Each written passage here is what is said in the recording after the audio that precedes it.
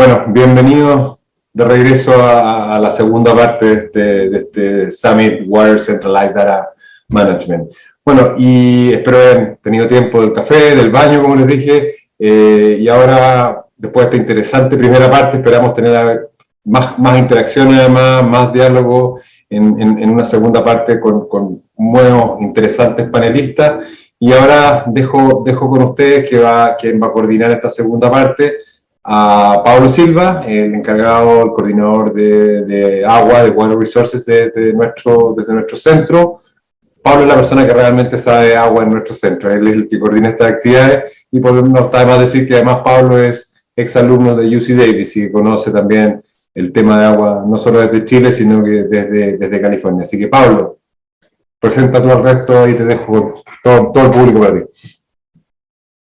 Perfecto, pues muchas gracias Mauricio por la presentación y muchas gracias también por este espacio y esta oportunidad de conectar con el panel anterior, con la muy buena presentación que hizo Greg y Camiar de la realidad de California desde la perspectiva del manejo de datos y la generación de información para la toma de decisiones. Y en este segundo panel vamos a tener un muy interesante grupo de conversación, panel de conversación, que circunstancialmente vamos a aprovechar de realizar en español. English translation can be accessed by clicking on the red button available in the virtual room. Pero de ahora en adelante, al menos la conversación en este panel va a ser en español. Lo interesante, vamos a revisar algunos aprendizajes y aplicaciones concretas de gente que está con las manos en terreno, realizando el levantamiento de información y abordando los desafíos que tiene la gestión de los recursos hídricos desde distintos roles y cómo esa recolección, esa generación de datos, de información, ese proceso y comunicación de la información que se genera permite aportar valor a la toma de decisiones en distintas esferas. Hoy día nos acompaña desde California José Pablo Ortiz Partida, científico climático de los estados occidentales para el programa de clima y energía de la Union of Concerned Scientists. Álvaro Escrivá-Bow, que es investigador principal del Centro de Políticas del Agua del Instituto de Políticas Públicas de California, el PPIC, por sus siglas en inglés. Y Emilio de la Jara Hardwick, que es gerente general y de tecnología y presidente además del directorio de Capta Hydro. ¿Ya? Y para comenzar, le vamos a pedir a cada uno de ellos que en 5 minutos se puedan presentar y contarnos brevemente su experiencia, su formación profesional, su rol dentro de la entidad y la empresa o institución que representan. ¿Ya? En primer lugar, dejo con ustedes a José Pablo para que nos cuente su perspectiva en esta interesante conexión que existe entre la hidrología, la gestión de los recursos hídricos y la sociedad, las comunidades vulnerables y el rol que tiene la ciencia en buscar cerrar esta brecha. Muchas gracias, José Pablo. Muchas gracias, Tocayo. Yo trabajo para una organización que se llama, como Pablo dijo, Union of Concerned Scientists, o en español, Unión de Científicos Conscientes. Y mi trabajo es hacer investigación sobre cambio climático y su relación con el agua, y en particular yo me enfoco en cómo el cambio climático está afectando a comunidades vulnerables. Y por comunidades vulnerables me refiero a comunidades rurales, comunidades de bajos ingresos, comunidades de inmigrantes, comunidades de trabajadores del campo aquí en el Valle Central de California, y también, por ejemplo, comunidades que no hablan inglés. Estas son comunidades que experimentan inequidades respecto al acceso de agua potable, y un dato que muchas personas no conocen es que en California, aún siendo el estado más rico del mundo, en el país más rico del mundo, al menos en términos económicos, existen cerca de 1 millón de personas que no tienen acceso confiable a agua potable. Entonces, los Estados Unidos no son ajenos a este tipo de problemas, y en algunos casos yo diría que sus inequidades son aún mayores que en algunos de nuestros países en Latinoamérica. Y la perspectiva que yo quiero compartir es un poquito fuera de lo normal en nuestra área. Yo quiero hablar de los datos o información que se obtiene a través de entrevistas y a través del trabajo de campo en las comunidades. Y yo empecé a hacer este trabajo porque si queremos alcanzar la sostenibilidad, tiene que ser sostenibilidad para todos. Entonces les platico muy rápido mi experiencia con este tipo de proyectos. Hace casi 3 años que cambié de trabajar en modelos matemáticos para simular y optimizar sistemas de agua a trabajar en estos aspectos sociales y a la escala de las comunidades. Entonces, en algunas conferencias se escuchaba que desarrollábamos los modelos y era importante incluir a las comunidades dentro de estos proyectos de investigación, ¿no? Pero cuando le preguntaba a la gente que tenía más experiencia, ¿cómo podíamos incluir estas comunidades? La respuesta generalmente era, pues la verdad no sé, pero deberíamos incluirlas. Entonces, platicando con un amigo que tenía inquietudes similares a las mías, desarrollamos un proyecto en el que íbamos a hacer entrevistas y platicar directamente con las personas. Y la idea era escuchar y entender de primera mano las necesidades de los miembros de las comunidades. Entonces fuimos e hicimos entrevistas y nos dimos cuenta que sabíamos bastante menos de lo que creíamos. Hicimos 22 entrevistas con una duración entre 20 minutos y 1 hora y media. Las entrevistas inicialmente eran en relación a inequidades respecto al agua, pero durante las entrevistas los miembros de las comunidades decían, pues sí, la calidad del aire, del agua es muy mala, pero la calidad del aire es peor, no hay transporte público, no hay parques, no hay ni un árbol en nuestra comunidad, no hay alumbrado público, no hay banquetas, e inclusive la educación aquí es muy mala. Entonces rápidamente tuvimos que adaptarnos y expandir nuestras entrevistas para incluir otras inequidades ambientales y socioeconómicas para que al final afectan de manera desproporcionada a muchas de estas comunidades. Entonces muchas de estas inequidades ocurren de forma conjunta y tienen un impacto significativo en la calidad de la vida cotidiana de los miembros de las comunidades. Y otra cosa que aprendimos es que aunque las comunidades comparten desafíos similares, muchos de los problemas identificados eran específicos a nivel local y entonces las políticas a nivel estatal no eran suficientes o podían pasar de alto estos detalles. Y para concluir, sería excelente que de la misma forma en la que centralizamos muchos de los datos técnicos de precipitación, flujo de caudales, etcétera, centralizáramos también datos de la perspectiva de las personas a través, en este caso de California, pero a través de nuestros países en Latinoamérica, para poder tener toda esa información que es tan rica de los miembros y de las personas que se ven directamente afectadas por cuestiones del agua. Gracias, Tocayo.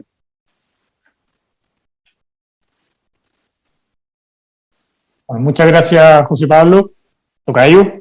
Y ahora es el turno de Álvaro Esquivabou, para que nos pueda contar también un poco el rol que cumple el Centro de Políticas Públicas del Agua dentro de PPIC, y que tiene una misión bastante especial, conecta la investigación científica rigurosa con problemas complejos de política hídrica, y en ese puente que se establece entre la ciencia y las políticas públicas existe un intermediario, y en ese sentido creo que es muy interesante poder conocer la experiencia y que Álvaro nos cuente de primera mano el trabajo que vienen realizando hace varios años ya en California en ese sentido. Gracias, Pablo, por la introducción y muchas gracias a los organizadores, a ti, Pablo, por invitarme. Es un gran placer estar con ustedes compartiendo ideas y también aprendiendo de vuestra experiencia.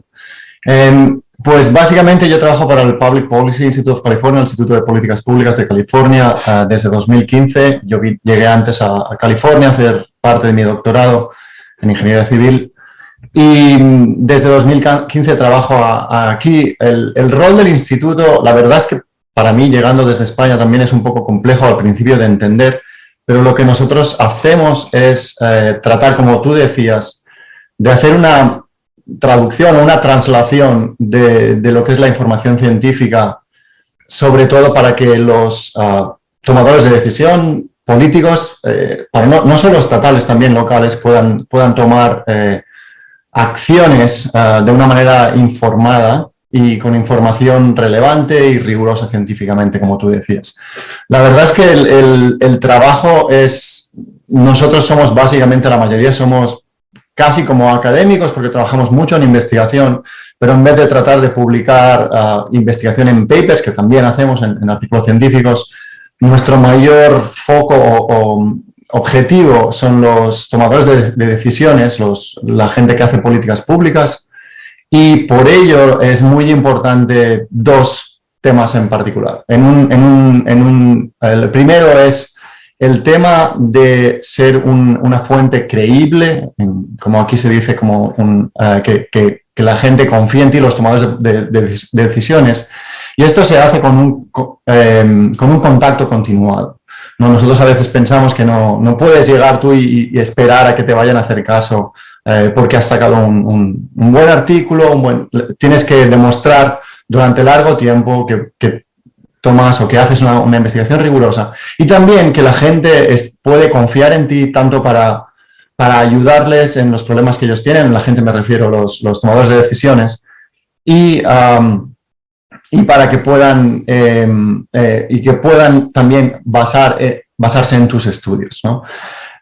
Por otra parte, la otra parte es la comunicación. Es esencial, es muy fácil. A mí me gusta decir que los políticos no leen artículos científicos, ¿no? Entonces nosotros tenemos que llegar a ellos con otros canales de comunicación. Entonces los blogs, pero también los policy briefs, los breves, los artículos muy sumarios en 2 páginas, 4 páginas, 10 páginas, dependiendo del nivel de complejidad, donde tú puedes trasladar esa información científica a un problema político concreto. También es muy importante ese instinto, el que estés encima de los temas políticos complejos y que están a la orden del día, ¿no? Marcar un poco la agenda de cuáles son los temas importantes. Hay muchas veces en los temas, en los conflictos políticos, donde la información que se maneja no es relevante o es muy sesgada. Entonces lo que nosotros tratamos es de aportar información objetiva. Por ejemplo, el uso del agua en California. Pues tomando datos públicos podemos decir, estos son los sectores que usan agua, estos son los momentos en los que se usa el agua, de aquí viene esta agua, estas zonas tienen más conflictos. Otro tema que es muy interesante de lo que nosotros hacemos es el sentarnos a la mesa con todo el mundo. Nosotros somos una non-profit, una organización no gubernamental sin ánimo de lucro. Entonces, de alguna manera, tratamos de sentarnos, nos sentamos con todos los diferentes actores, con actores agrícolas, con los agricultores, con las organizaciones de agricultores, con zonas urbanas, con las ciudades, con las agencias urbanas, con los políticos locales, con las organizaciones locales, también con organizaciones como de justicia ambiental, como la que Pablo también nos estaba comentando en temas pequeñas comunidades, representantes de estas pequeñas comunidades, y también actores ambientales, organizaciones ambientales que pueden... todo ello, al poner a la gente en el mismo asiento, en la misma mesa, la discusión, empiezas a crear como conexiones de empatía entre los grupos y se puede discutir sobre cosas que puedan ser, que puedan obtener al final un resultado que sea potencialmente beneficioso para todo el mundo. Aparte de todo esto, que es el cómo lo hacemos, el qué hacemos, al final somos una agencia, un instituto de investigación, tenemos financiación pública, aplicamos a grants públicas como cualquier otra universidad, tenemos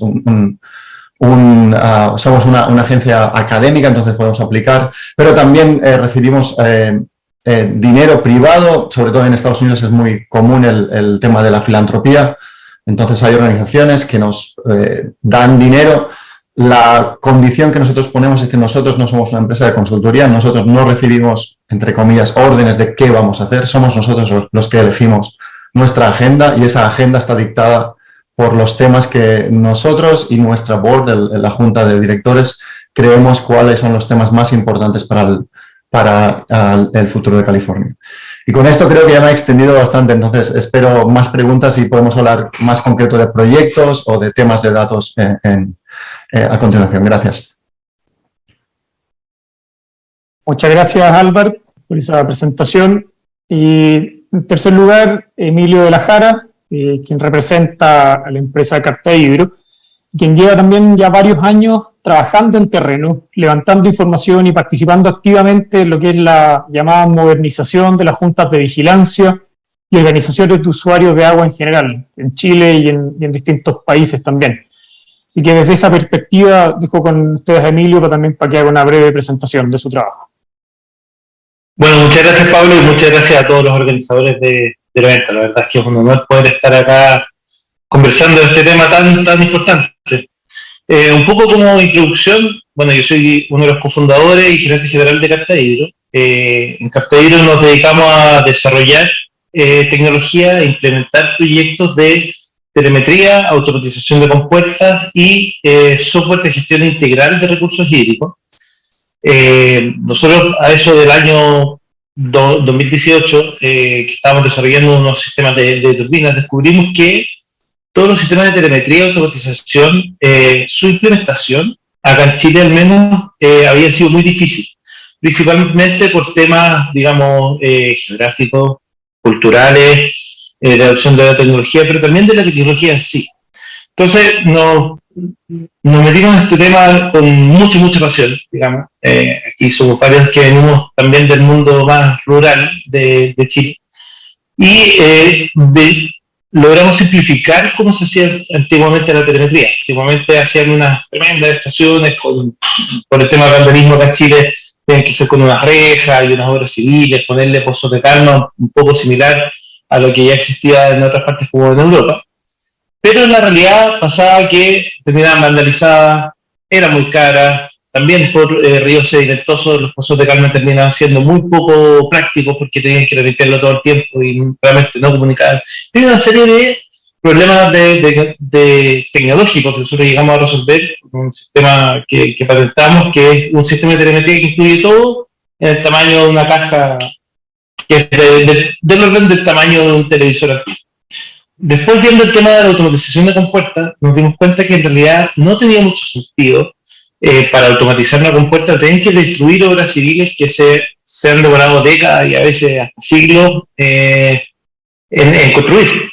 Entonces, desarrollamos un sistema, una serie de sistemas electromecánicos para automatizar las compuertas y que se comuniquen de manera modular con los sistemas de telemetría.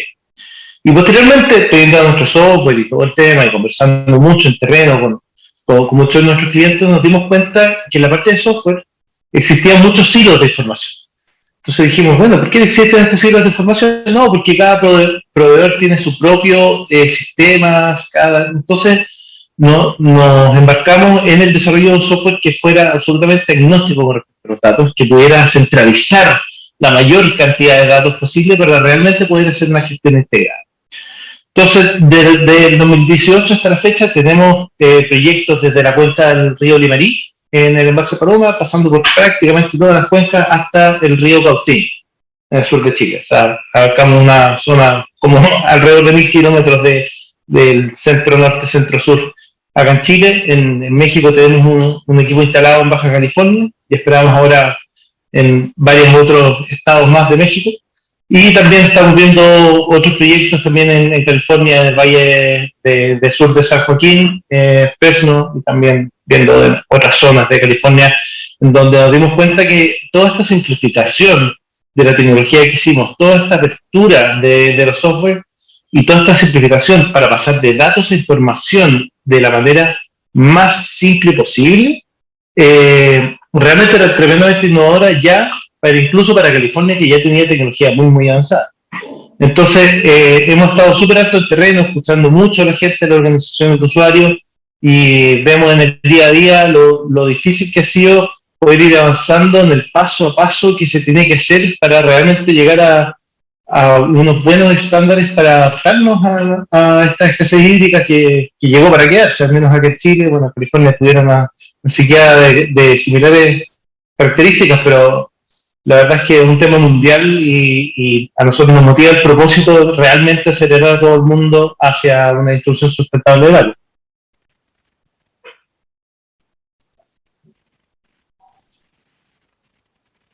Gracias, Emilio, por la presentación también. Se emitió una encuesta al principio de este seminario, vamos a visualizar los resultados en este minuto para poder orientar la conversación del segundo panel. ¿Ya? A ver, se están apareciendo en este minuto los resultados.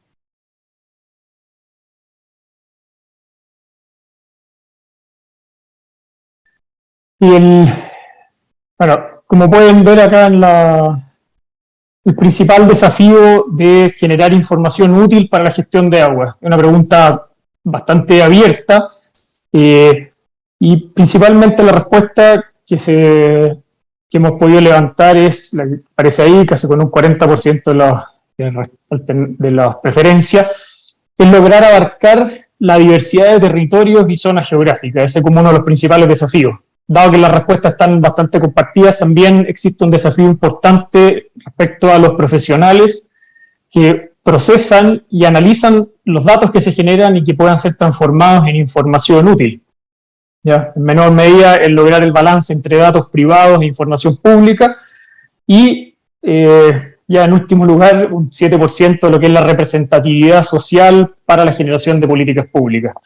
Entonces, en ese contexto y respecto a los intereses de la audiencia, yo creo que es muy relevante lo que planteaba José Pablo en un primer minuto. Una cosa es levantar información y generar indicadores centrales de lo que es la gestión de aguas, el acceso al agua potable, la cobertura de servicios de saneamiento rural, etcétera. Pero existe una brecha que es la representación que muy bien señalaba Álvaro, de poder lograr sentarlos a todos a la mesa. Y en ese sentido, la ciencia busca cerrar esa brecha y lograr conectar a la sociedad con los problemas reales que tiene la gente. Entonces, en ese rol de conexión de ciencia y sociedad, ¿cómo se objetiviza la toma de decisiones, la toma de datos, ya sea a través del financiamiento, de los distintos roles directivos que de alguna manera dirigen ese trabajo, José Pablo? Ahí hay un tema muchas veces que cuesta objetivizar y poner por delante la información mucho más que las agendas políticas de turno. ¿Cómo es ese trabajo en ese sentido? Claro, gracias. Y es bien importante, ¿no? Que sean cosas objetivas. Y aquí la diferencia es las escalas a las que se manejan, ¿no? Una es escala de comunidad y otra es escala de todo el Estado. Y lo importante sería que, hablando con las personas, podamos identificar cuáles son las comunidades más vulnerables y empezar por esas comunidades primero. Porque cada vez el espacio de inequidad se hace más grande, ¿no? Empezamos a meter nuevas tecnologías, mucha más infraestructura que benefician a las grandes ciudades y las comunidades que ya son vulnerables se siguen quedando atrás y atrás y atrás. Y este espacio se ha hecho cada vez más grande, al menos en California y pues también en México, que son las áreas que yo conozco.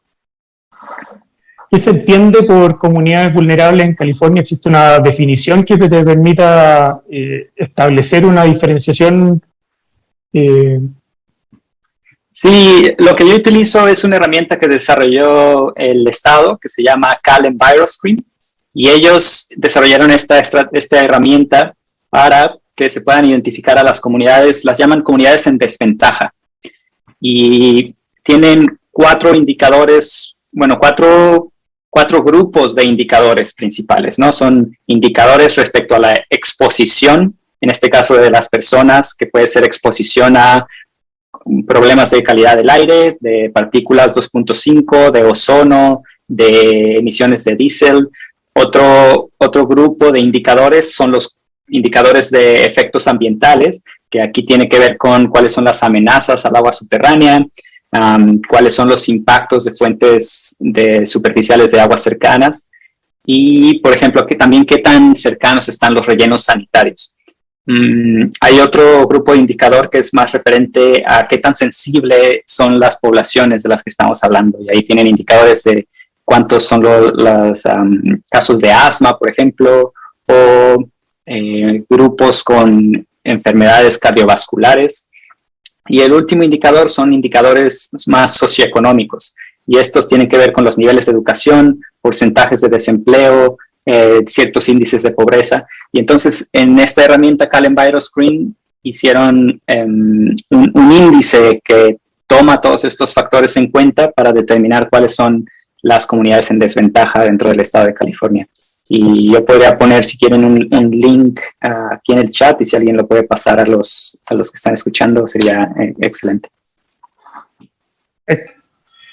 Muchas gracias. Y en ese sentido, Álvaro, poco conectando también con la pregunta que planteaba los desafíos respecto a la representación territorial y de diversidad climática, que es bastante transversal entre California y Chile, con un norte lluvioso en California, un sur muy seco, pero con un movimiento y una conectividad en términos de infraestructura que en California está bastante desarrollada hace varios años ya, más de 50 años, el pic del desarrollo de infraestructura. ¿Cómo se conectan esos desafíos respecto a la generación de información con la representatividad territorial de esos datos y las políticas públicas? Tratando también un poco de conectar con lo que planteaba José Pablo, en que todos se vean de alguna manera representados, no solamente la comunidad vulnerable, sino también los distintos sectores, agricultura, servicios urbanos y ecosistema, que también es bastante fuerte en California. Gracias, Pablo. Sí, es una pregunta muy interesante y te voy a contar un poco con un poco de historia. En el 2012-16 hubo una gran sequía aquí, más o menos aún continuamos, aunque hubo un par de años lluviosos, pero después de esta sequía estuvimos trabajando en un proyecto durante un par de años en lo que llamamos contabilidad del agua. ¿Cómo hacemos? Un poco también relacionado con lo que estaba contando antes Greg y Camián. El tema, una de las cosas que vimos es que durante la sequía del 2012-16 los sistemas de información, aunque California, como decíamos, es uno de los sitios del mundo, posiblemente el sitio del mundo más avanzado tecnológicamente, habían fallado. Y el problema de los fallos de los sistemas de información no se basaba en los sistemas individuales de información, es decir, lo que estaba contando también antes Emilio, ¿no? Hay agencias muy avanzadas tecnológicamente donde hay recursos impresionantes. El tema es que los sistemas de agua de California son muy descentralizados. California tiene más de 1000 sistemas que tienen competencias de agua. De hecho, diría que varios miles, si contamos pequeñas comunidades, ciudades, distritos de riego, muchísimos de ellos, ¿no? El problema que vimos que fallaba fue la conexión, la conectividad entre esos sistemas de información. Muchas veces cada agencia de información maneja su propia información, no la comparte porque al final son agencias privadas, muchas de ellas, o que manejan una parte pequeña de información. Lo que vimos es que si fuéramos capaces de alguna manera poner un registro común donde esas agencias pudieran compartir información que no es de alguna manera privada o que no les importa compartir, simplemente es cómo mi gestión al final está afectando a otros gestores que están aguas abajo de mi sector, ¿verdad? Esa fue uno de los fallos. Otro fallo que vimos, básicamente hubo dos sectores que se vieron mayormente perjudicados durante la sequía, y está pasando lo mismo el año pasado y este año, y fue las comunidades desaventajadas, como estaba comentando Pablo, y el tema ambiental, lo que sería el agua para usos ambientales. Y aquí podríamos hablar de los sistemas de las faltas de representación en las tomas de decisiones. Las comunidades desaventajadas nunca han tenido una representatividad hasta básicamente los últimos 4 o 5 años donde se ha puesto mucho énfasis, ¿no? Pero básicamente antes no habían tenido mucha representatividad, entonces en la toma de decisiones se les tomaba poco en cuenta, o al final no se sabía cuando se hacían políticas públicas que al final estaban teniendo afectaciones o impactos sobre estas comunidades. Una cosa bastante similar ha pasado con el tema del agua ambiental. Hay muchos defensores de temas ambientales en California, ¿no? Pero al final el poder de estar representado o de tomar acciones más duras durante una sequía muy dura como la que hubo en 2012-16, al final el agua se desviaba o era más fácil hacer traer agua a las ciudades que estaban en temas muy complicados o a los distritos de riego, que al final justificar que estás usando agua para temas medioambientales en sequías tan profundas. Lo que hemos estado hablando después de estas sequías, después de 2016, es primero que tenemos que poner en esos sistemas de información, ayudar en la jerarquía, ayudar en la conexión de esos sistemas de información, y eso es en lo que Greg Hart está trabajando mucho con el Water Board, y también Camiar ha trabajado mucho. El DWR y el Water Board han hecho mucho, han dado pasos muy grandes durante estos 4 o 5 últimos años en integrar la información. Y la segunda parte es la integración de la representatividad en las políticas públicas. Y es un poco lo que está trabajando Pablo. Nosotros también hemos trabajado mucho en aportar información objetiva, ¿no? De cuáles son los problemas que estamos causando, cuáles son los problemas que causamos dependiendo de diferentes tipos de políticas públicas. Ahora mismo hay un problema bastante grave en estos últimos 2 años. Con la sequía que estamos teniendo también se incrementan mucho los bombeos para aguas de regadío, que por una parte es lógico. De hecho, nosotros usamos los acuíferos de alguna manera para contrarrestar las diferentes, la reducción en suministros de agua superficial por embalses, pero esto está afectando a pequeñas comunidades que están quedando sin, los niveles del acuífero se están bajando y algunas comunidades se están quedando sin, los pozos se secan. Entonces, lo que estamos aportando es información. Hemos trabajado mucho en información. Por una parte, de saber qué impactos económicos tienen para la agricultura esas políticas, y por otra parte también cuantificando y señalando dónde se encuentran esos impactos para poder anticiparnos a estos impactos en las pequeñas comunidades y poder mitigar esos impactos antes de que pasen. Es decir, hacer una política en la que podamos decir, ok, vamos a bombear más agua porque tenemos una sequía, pero antes de ello vamos a evitar que nadie se pueda quedar sin agua durante esto. Y esto lo podemos hacer con mejores datos. Perfecto, muchas gracias. Y conectando un poco con la realidad local, Emilio, reciente, los últimos 2 años se ha venido implementando en Chile esta reglamentación del monitoreo de extracciones efectivas, que el nombre no es casualidad, es monitoreo de efectivamente lo que se está extrayendo, y que permita aportar información para la planificación que vaya más allá del uso de los derechos de agua en la planificación, sino que en cuánto realmente es la demanda y cuánto es realmente lo que se está utilizando en distintos usos, valga la redundancia. Entonces, me interesa que nos puedas contar un poco la experiencia en lo que es implementación de tecnología en esa línea, y cómo el rol de la tecnología hoy día tiene un papel predominante en aportar información para los tomadores de decisiones en esa línea, tanto a nivel público como privado de organizaciones de usuarios. Perfecto, muchas gracias por la pregunta, Pablo. La verdad es que es una pregunta que siempre es difícil. Yo creo que incluso en lugares como California, que tienen una penetración de la tecnología muy importante, sigue siendo un tema, porque es muy necesario. El agua es un recurso que tiene una característica exclusiva, es decir, si yo lo ocupo, tú no lo puedes ocupar. En el fondo hay conservación de masa. Entonces eso lo hace ser un recurso que es extremadamente importante porque medir para poderlo utilizar. En particular, nosotros en la organización de usuarios que trabajamos con muchas, grandes, chicas, pequeñas, medianas, acá en prácticamente todo el Chile, centro-norte, centro-sur,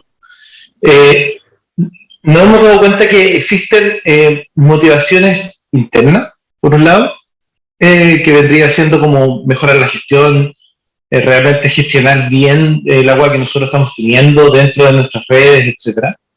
Y también externas como la que mencionas tú, que es lo que está exigiendo hoy en día la Dirección General de Agua a un cierto plazo, digamos, hasta el 2022, dependiendo de la región, hay distintas gradualidades para, dependiendo de la cantidad de extracciones, restituciones de las fuentes naturales, poder enviarlo de manera automatizada a un sistema central, transparente de datos de la Dirección General de Agua, que es lo que mencionaba de monitoreo de extracción efectiva.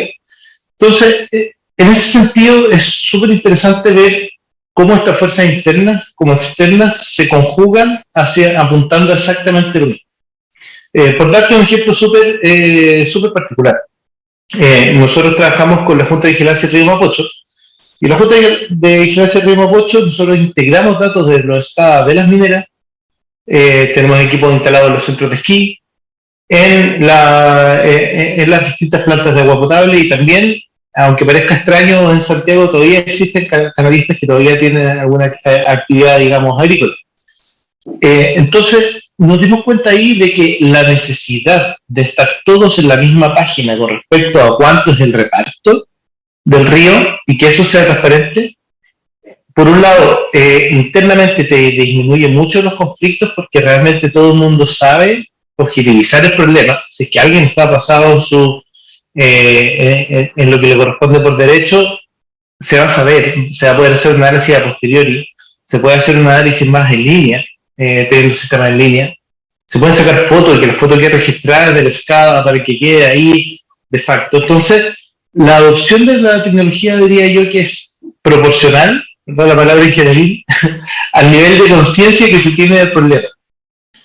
Entonces, en Chile, en nuestra experiencia, existe una variedad tremenda de distintos tipos de organizaciones con distintos tipos de financiamiento, distintos tipos de profesionales involucrados. No existe un estándar igual para todos. Nosotros trabajamos desde juntas de vigilancia de esteros chiquititos hasta, no sé, la Sociedad Canal del Maipo, que es relativamente grande, como organización de usuarios.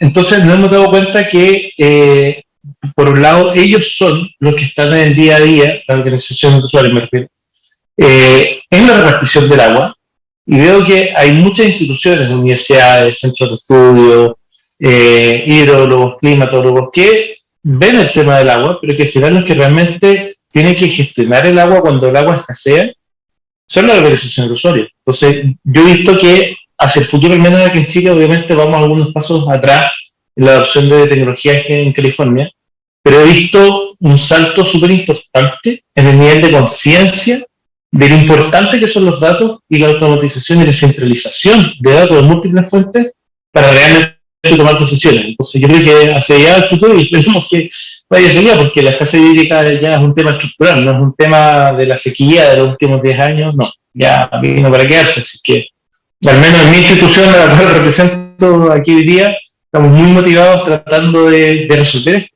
Sí, es un tema que es urgente, ni siquiera es para las próximas generaciones, es para esta, ya es para las próximas, pero es importantísimo para toda la sociedad en general.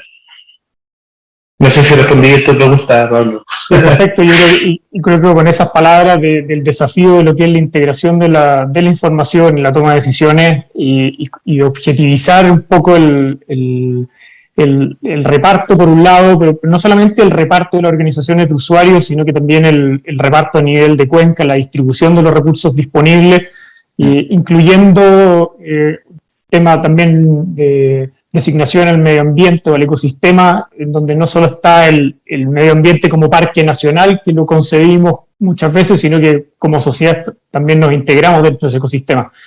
Entonces, con eso, y quisiera agradecerle la participación, daría para poder conversar bastante largo, yo creo que es un tema que personalmente nos apasiona, y yo creo que es para poder extenderse largamente conversando, pero para poder cerrar y dar término también al evento, vamos a pasar ahora a la presentación del Ministro de Obras Públicas, el señor Alfredo Moreno, que nos puede aportar su perspectiva respecto a lo que es la relevancia de la información y el manejo de los datos en la gestión de los recursos hídricos. Muchas gracias a nuestros panelistas por su intervención y aporte en este panel y por su apoyo en este Water Centralized Data Management Summit. Muchas gracias.